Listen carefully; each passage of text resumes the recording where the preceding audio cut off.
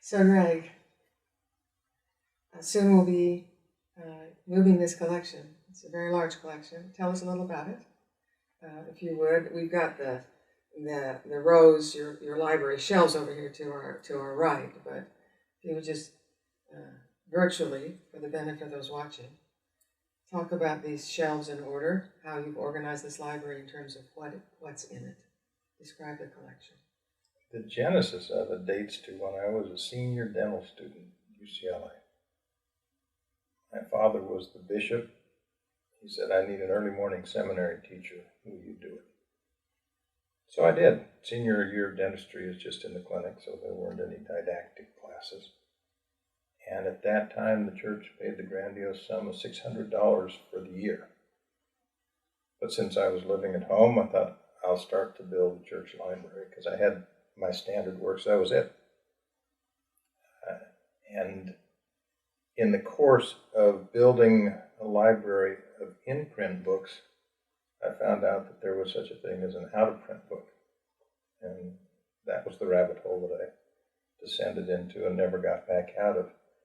So this represents almost 45 years of collecting, not for the purpose of people saying gee whiz, but from the outset for the purpose of putting information in one place so that it could be used as a resource. So what was your first out-of-print collection? What was your first out-of-print find? The first edition of Bruce Mckay's Mormon Doctrine. Ah, that's a good find. And then David Whitaker, who was at the UCLA Institute of Religion at the time, said, you ought to look at the old Priesthood Manuals because there's interesting content there. That started my foray into collecting church manuals. The collection that I have, according to Marlon Jensen when he visited, may be more extensive than what the church has because nobody is paying attention along the way. These things tended just to be discarded. So what are the dates? What are the years covered in that collection? The manuals? Mm-hmm. The first Priesthood Manual was done by the 70s in 1907. The other quorums jumped on board a year later and published almost each year from that point to the present. It and the other collections of manuals really represent an untapped resource that tells you, if you look into it, the intellectual history of the church, organization by organization. Even something that might be considered mundane, the Beehive Girls, go back and look at those earliest manuals, which date, I think, to 1915. It was the manual for all of the young women. And it's extraordinary to watch year by year and see how we either evolved or devolved in the way that we handled the issues that church leaders thought were important to young women. So it goes topic by topic down some fascinating roads. I can't guess how many potential doctoral dissertations are sitting on those shelves just waiting to be done. So it includes the auxiliaries as well as all the priesthood manuals? Absolutely. About how many volumes would you say that is? I don't know on the manuals, but the overall collection is somewhere around 12,000 volumes. That would include pamphlets, several thousand pamphlets. And those tended to be discarded along the way as well. And yet there's some, not just fascinating, but crucial content if we go back and look. When I was doing the first book that I published on early LDS priesthood, I went page by page through virtually every periodical and manual that the church had ever published and found some extraordinary things that could not have been found by any index because the nomenclature changed. So there's no way that you could get a named index that would delve into where you wanted to go. And yet that was a compelling piece of the overall story. There isn't a substitute for that kind of scholarship. Now, I know in your own scholarship, you extracted from those manuals and created a descriptive index and even excerpts in those indexes. Will those also come with the library? Yes. Yes. When I started the priesthood research, I decided that I would put verbatim quotes of everything that looked important.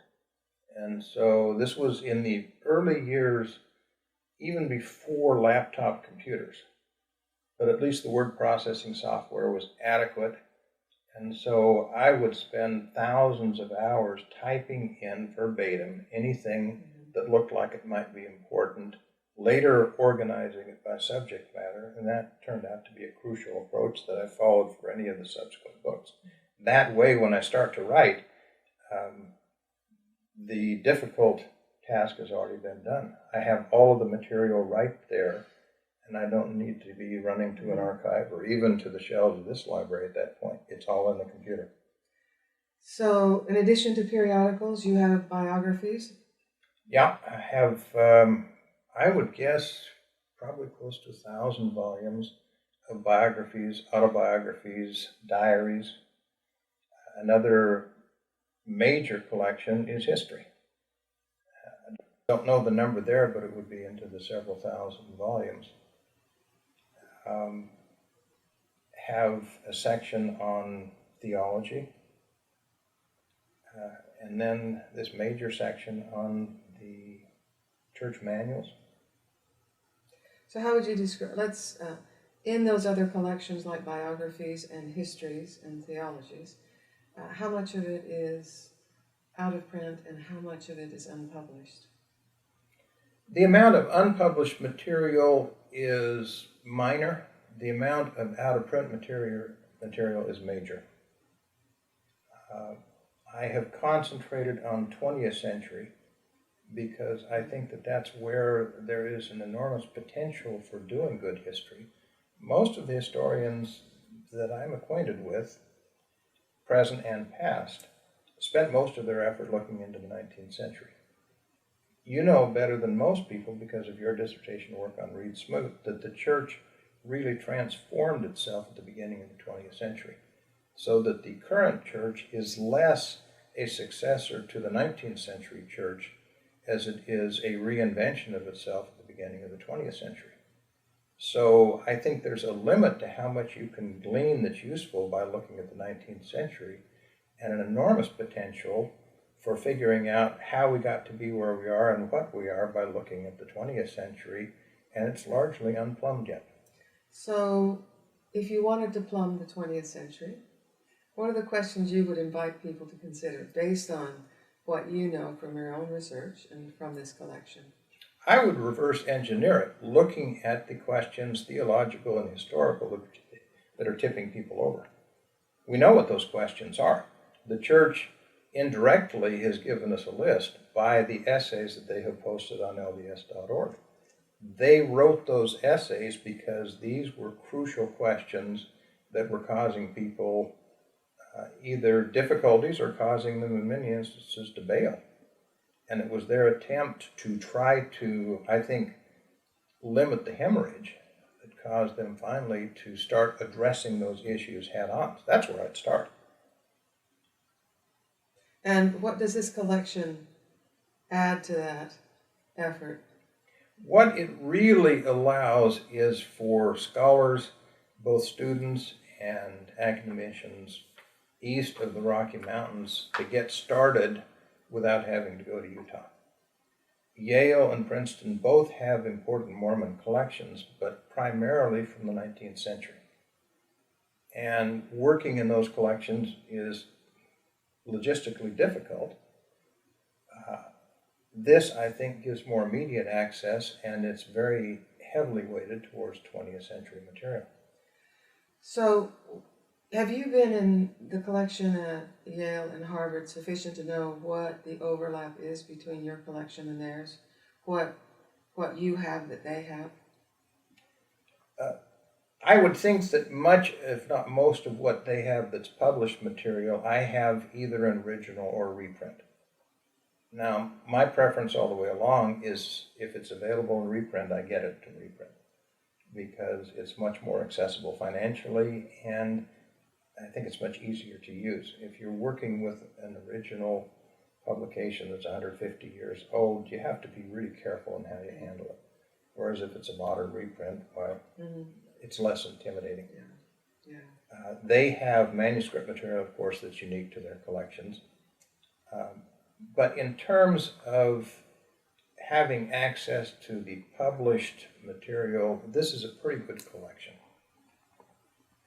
What have you learned from the assessment that's being done at this library? In terms of its value? No, in terms of what it contains. It What contains is a lot more than Ken Sanders thought it contained.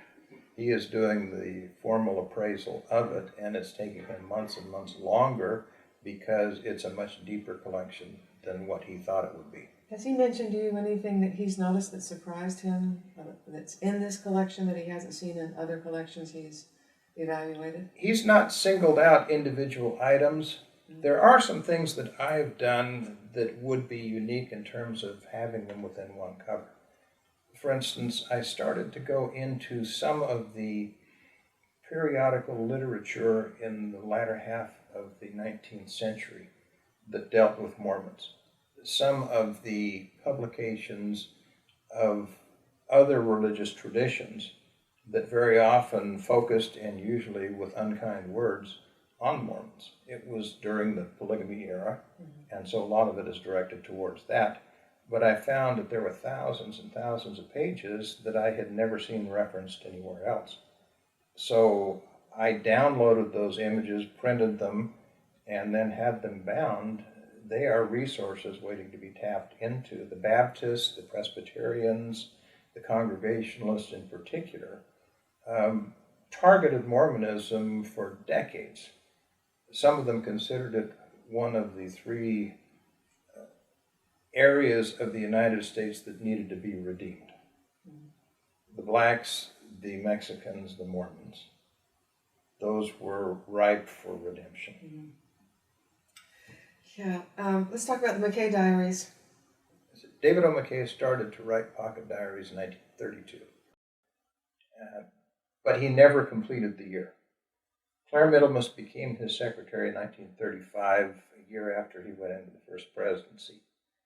She went into him one time and said, I know you've got pocket diaries, I need to check a couple of dates, and then she noticed that the diaries would only go through January, February, and he said, I just get too involved with other things and I never write things down. So she offered to be his diarist, and he accepted the offer. So beginning in 1936, she kept his diary. Sometimes it would be dictations, sometimes it would be synopses of meetings, sometimes it would be letters or newspaper clippings, and she kept that going through his death. It amounted in 1970. It amounted to about 40,000 pages of typescript. Most of this work she did in the evenings and on weekends and holidays. She didn't take a vacation in 35 years. She didn't have time when she was at the office to do it, so she'd take it home at night. And with the intent of being his biographer. But she didn't have time to start a biography while he was alive, and soon after he died, her health deteriorated. So she never got around to doing it. She told her favorite nephew, Bob Wright, that she was going to give all of these papers to him. She didn't pledge him to a commitment to write a biography, but he knew that that was implicit.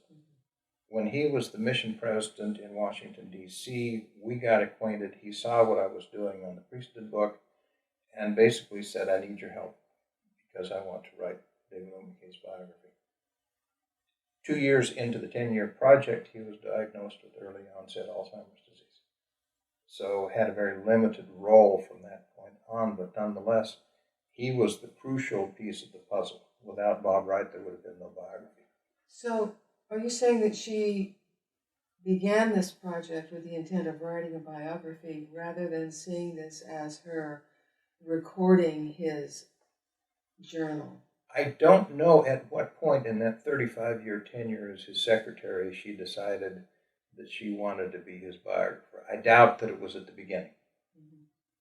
And the diaries for the pre-presidential years, which would be up until 1951, were pretty much a synopsis of his daily schedule. Once he became president, then they really got fleshed out. and the amount per year would have quadrupled, quintupled compared to his pre-presidential years. So that's where it really got interesting. Plus, he was sitting in the presidency at that point. So, is this in her voice? Is it largely her voice or his that you hear in these pages? It's written in his voice.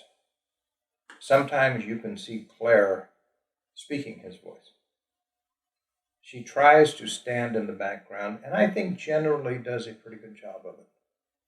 Does she quote him or does she just speak him? She will do both. Sometimes it's in the form of direct dictation. Sometimes it's in the form of transcripts of telephone conversations. That she's had with him or that she's heard? That she was on the line. Yeah, listening to him speak to someone else. Yes, and taking it down word for word. Interesting. I spoke with one of the other secretaries, I think the only one still living, who worked in the office when he was the president. And she said we were under instructions that if there was a call that we were to pick it up and take it down in shorthand. So he was aware she was keeping this record? Absolutely. Did he instruct her in how she was to dispose of it after his death? Did he express an interest in it?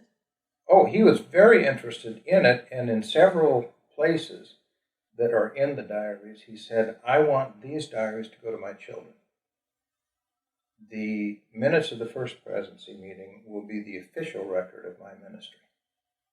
But she understood by the mid-1960s that that wasn't going to happen. So very quietly, she began to photocopy them. Mid-1960s was the time that Xerox technology came into being. And so photocopying went into a new realm that had never been before.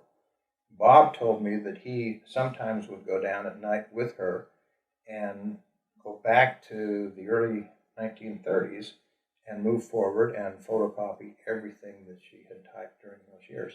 And then she kept a copy in her house with the intent of using it to write the biography. And the original was given to? The original was in his office. As soon as he died, those volumes were taken to the church archives and restricted. When his oldest son, Lawrence, was working on a biography that Levina Anderson ghost wrote for him, he was not given access to his father's diaries. He asked.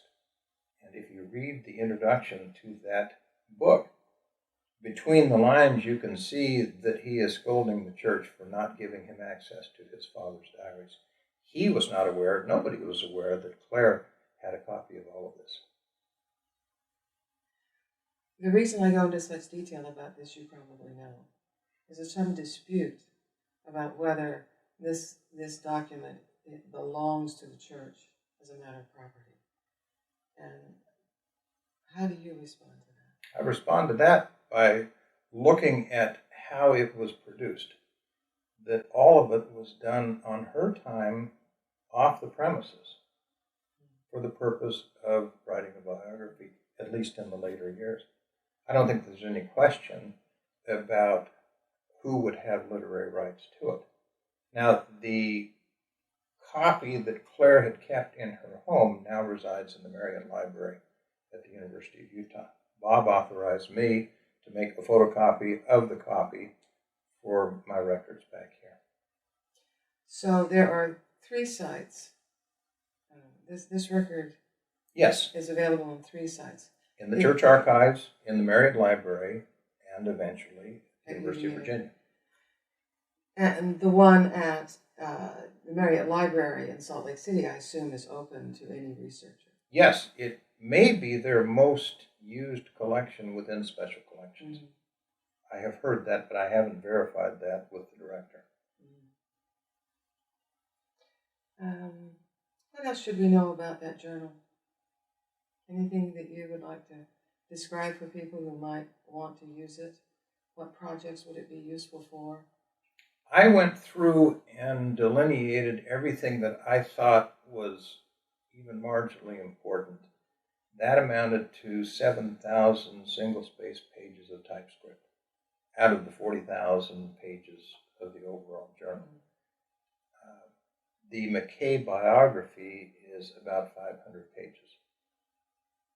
And the diary represented less than half of the overall database that I accumulated. So if you just look at the arithmetic there, I used less than 5% of what's in the diaries, because I felt that that informed what I wanted to say in the biography. There's a lot of other material there that's going to be very useful for other scholars for whatever purposes they want.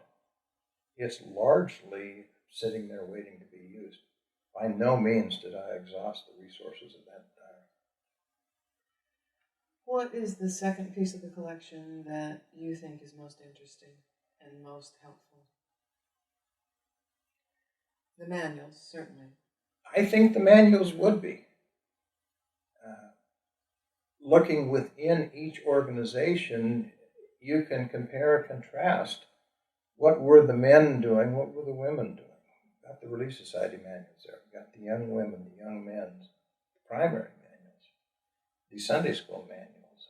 All of those are telling a social as well as an intellectual history. So not only practice, but also to the extent that you're trying to identify Mormon theology, it would be in the policy statements and the instruction in all these manuals. Yes. And very often we didn't make sequential policy statements in any formal setting. The General Handbook of Instructions until the 1960s was a fairly thin book. And yet the theology and the policy was evolving continually. Well, we have the capability just through these manuals of tracking most of that. How would you compare general conference addresses to these manuals in terms of the way in which they reflect Latter-day Saint theology? The general conference addresses mostly are motivational, which is what you would expect. They're sermons. They tend not to be didactic. They tend not to get too much into the weeds. The manuals, on occasion, do. And by putting them sequentially, you see things that no single manual can inform. Right. The evolution of Mormon thought. Yes. And practice in an authoritative way. And in my mind, the devastating effect of correlation.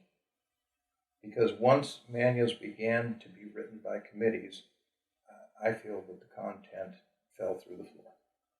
And you can see that. You can draw a line when that changed. And it was after the death of David Mckay. Say more about fell through the floor. I think you need look no further than the Gospel Doctrine series, that for decades we had only 4 manuals, and every 4 years we repeated. That alone says we weren't moving forward. We were stagnant and just repeating the same thing every 4 years. Which manuals are these? Were these the Scriptural Manuals? Yes. They started cycling through Old Testament, New Testament, right. Book of Mormon. Right. They started cycling through scriptures rather than having moral or... But the content didn't change. Right. We weren't progressing. Right. We used to.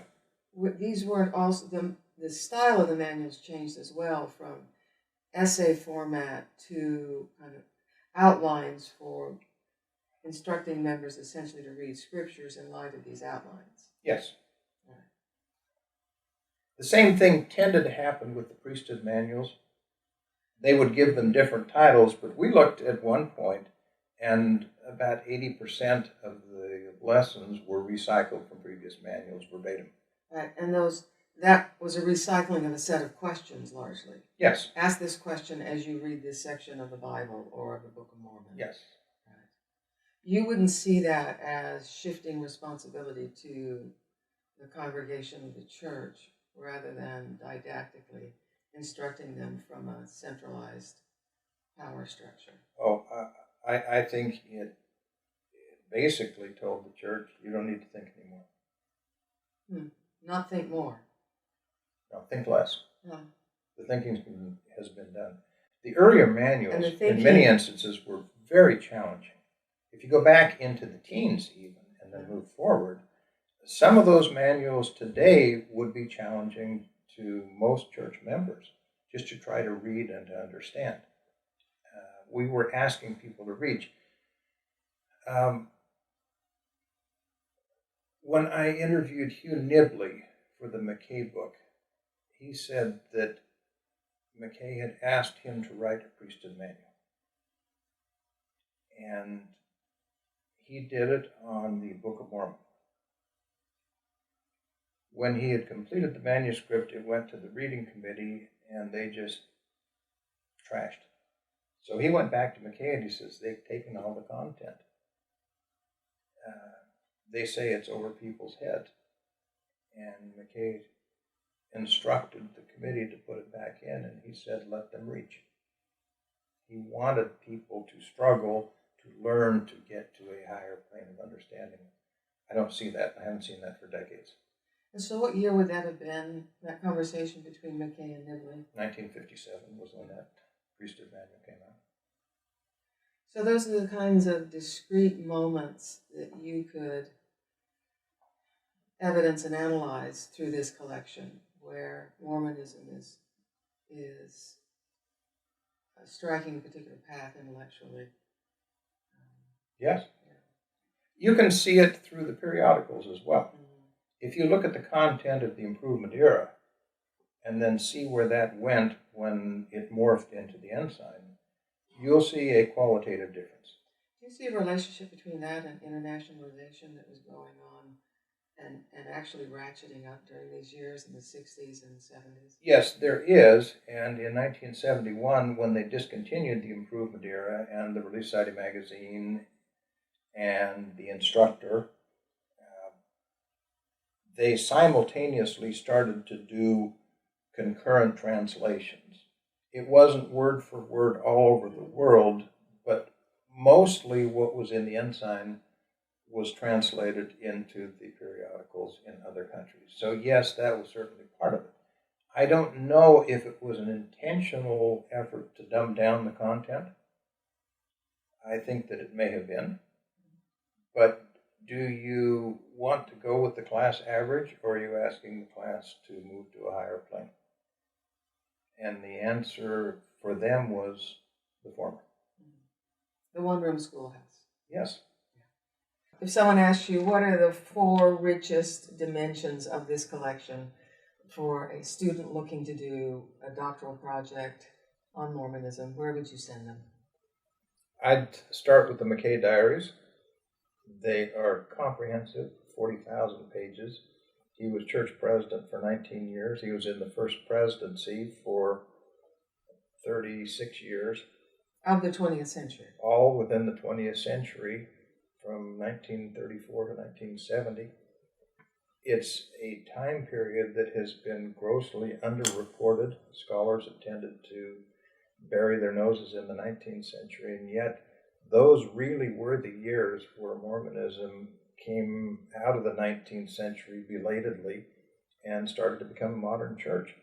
So the amount of material that's left in there that I didn't use is enormous. And if people were to add to that other sources, I think that they would have a greater understanding of the 20th century church, which is key to understanding the 21st century church. So where else would you send them? Where would you send them next? Within my library? For possibilities. About 40 years ago, Jim Allen of BYU came back here to speak at some thing, Know Your Religion or whatever. Lester Bush and I picked him up at the airport. He started to talk about something I'd never considered. He said, I think the most fascinating part of Mormon history is to look at the history of doctrinal evolution. I'd never thought of that before, but since I've thought a lot about it and have seen from my own research that I have yet to see a significant doctrine within Mormonism that has gone completely unchanged since the foundation of the church. And yet most people, I think, would be of the opinion that doctrine was set in stone and never changes. It's not the case. By looking at the manuals and by looking at the periodicals, if you're willing to do the grunt work of going through page by page, you're going to see that doctrinal evolution jump right off the page. So that would be number 2. And I think that would be a tremendous service not only in telling us how we got to where we are, but I think in informing the future. I think that some of the brethren themselves are unaware of how much things have changed. And if they understood what that evolutionary process was, I think it would liberate them and give them more leeway to say, let's chart whatever course we need to do for the future and not be chained to the past. And so just to be clear, that evolution can be traced in this library how? Most of it can be traced through the published material. It's sitting there. These manuals, The you're manuals, talking about the the manual periodicals, collection, the real key to understanding priesthood was when I figured out that the date that something was written was more important than the date about which it is writing. Once I lined up the sources that way, everything fell into place. But later writings talking about earlier events would often use outmoded terminology, and it was a mess. So the same thing would go for this. Line up the sources chronologically, and the story will tell itself. Spoken like a historian. So what would be your, where are we now? Your third, well, we've done 20th century. This collection is particularly strong in 20th century, doctrinal evolution. Number 3 would be looking at the Temperance Movement. This started as a reaction to basically an epidemic of drunkenness in the United States. In what year? At the turn of the 19th century, per capita consumption of distilled liquor had tripled over a period of about 3 decades. It became really a national security issue. The early 1800s.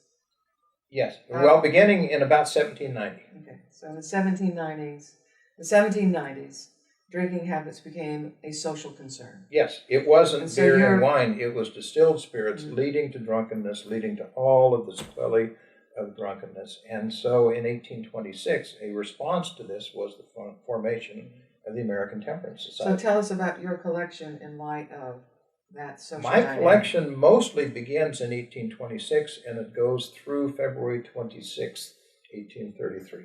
Which is significant because? Because February 26, 1833 was a National Day of Temperance observance and celebration. February 27th was the date of the Word of Wisdom. So I have probably 7 linear feet of publications, books, and pamphlets. Some of them dated February 26, 1833. Which today is continues to be a singular source of Latter-day Saint identification and boundary maintenance. And so this history contributes to understanding even current LDS identity. It does, and it's very significant that to the smallest detail, everything that's in the Word of Wisdom was in fact conventional wisdom throughout the United States.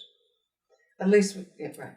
So, fourth item. Fourth item is a significant collection related to Freemasonry.